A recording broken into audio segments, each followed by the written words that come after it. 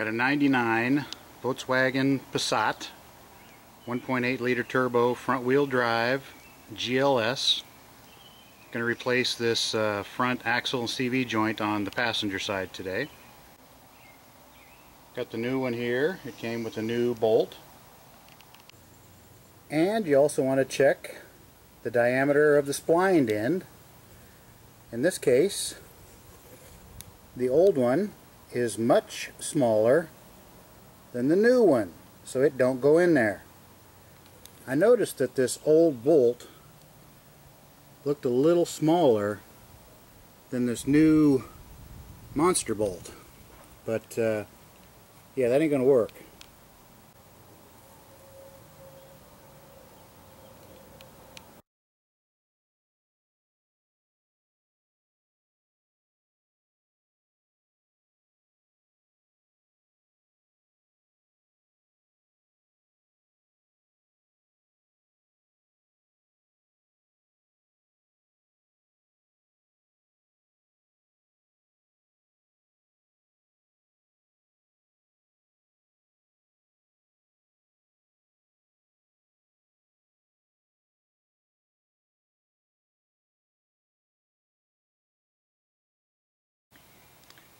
Alright, now I've got the right axle, the 33 splined version, which matches my old one. So let's go shove the new one in there. I'm doing some other things along with this, tie rod ends, so I've already got the tie rod ends off. Let's go ahead and we'll get these tires completely off. I'll show you this one here came from probably the factory with that hex head, tighter than tight. This new bolt came from the axle manufacturer, has a typical hex head on it. To get that broken off, I had what I call a 6-point Allen bit on there. I'll give you the size here. And I had that on a 1/2-inch breaker bar with about a 4-foot cheater pipe, and it took a lot, so comes off hard. This bad boy here is a number 14. Now, I'm not going to do one of my typical videos because there are some good videos out there that show pretty much step by step, so I'm just going to try and add a few things that might help you out.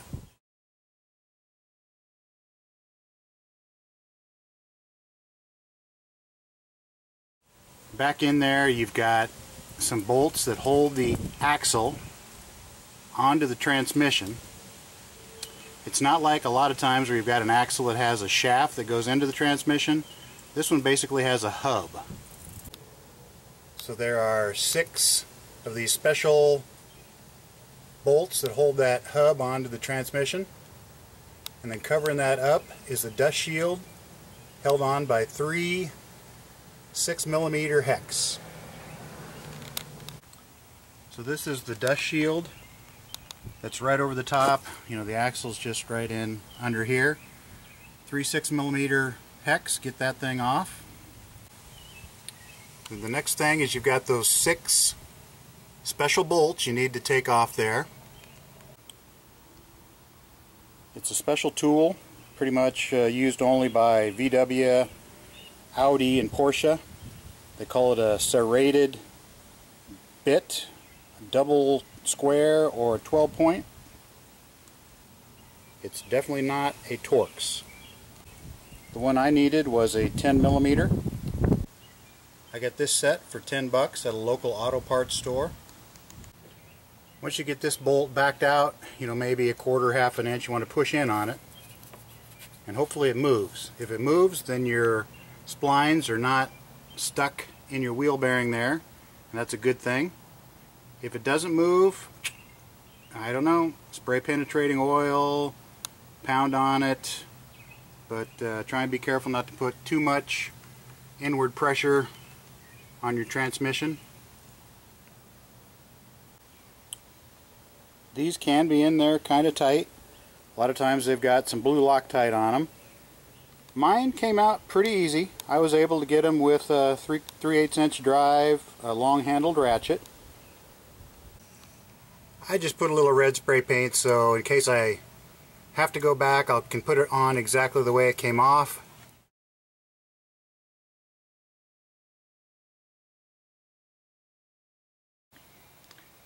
Alright, now I've got the right axle, the 33 splined version.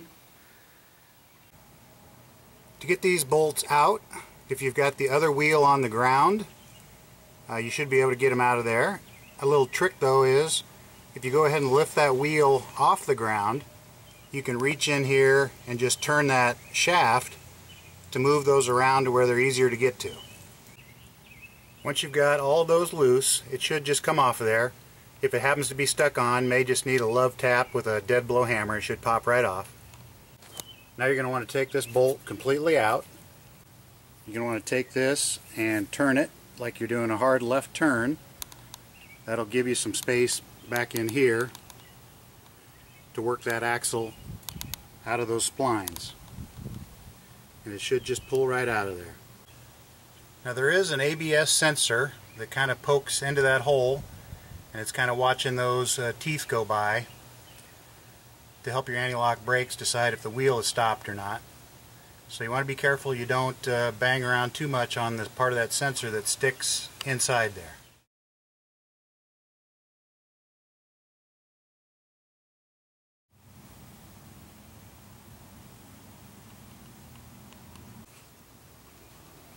And then the old axle is going to have to get up and out of the way up there to get you enough space that you can pop this other side out.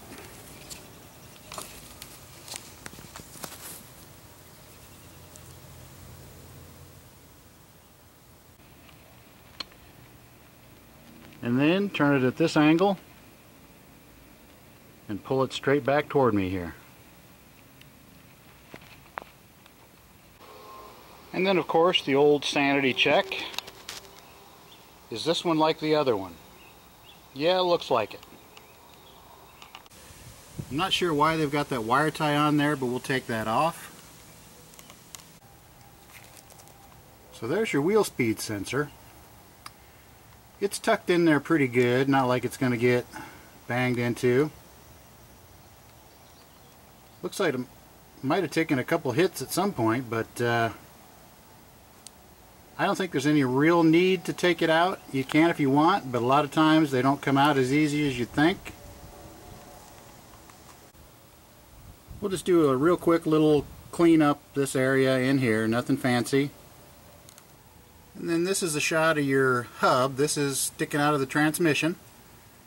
We'll get those surfaces cleaned up, get a little lube on them, get ready to put everything back together. One of the things that I did that I'd recommend is I got under here before this job started, sprayed a bunch of engine degreaser on here, let it soak in, took it to the car wash and hit it, got all the nasty grease out of there, cleaned out all those little bolt heads, the Allen and the 12-point. Got the new axle in place. Basically just take your new one here and put a kink, force your CV joint so that you got an offset like a dog leg, and then take that back end piece and shove it up in this open area here, and then kind of work this thing into whatever's the optimum position. Then get that axle to start in there. Once I got it started, I came around here, I put the bolt in, got a few turns out of it, then I lightly sucked it in a little farther. That gave me enough room that I could bring it down from up above and work it into place there. Now it's just a matter of putting in those 6 bolts that hold the axle in and 3 that hold the dust shield or splash shield on, and then we'll tighten this big bolt on the outside, and that should be it. Now if you install a couple of lug bolts in there and you've got the other side off the ground, you can actually grab that rotor and you can turn it so you can get better access to those bolts. Now I've got all 6 of those 12-point bolts started in the axle back there, so I'm going to take just a standard screwdriver and just drop it right in there, and that'll keep that axle from turning and allow me to tighten, 3 of them. Then I'll pull the screwdriver out, turn the axle, tighten the other 3. Look up your own torque spec. Got those 6 12-point bolts tightened down. It was a number 10 serrated bolt, 12-point, double square, whatever you want to call it. I did install 1 or 2 drops of blue thread lock on those axle bolts. Now we've just got this splash shield held on by 3 6mm hex head bolts, so we'll get those installed. The 3 splash shield bolts are installed and tight.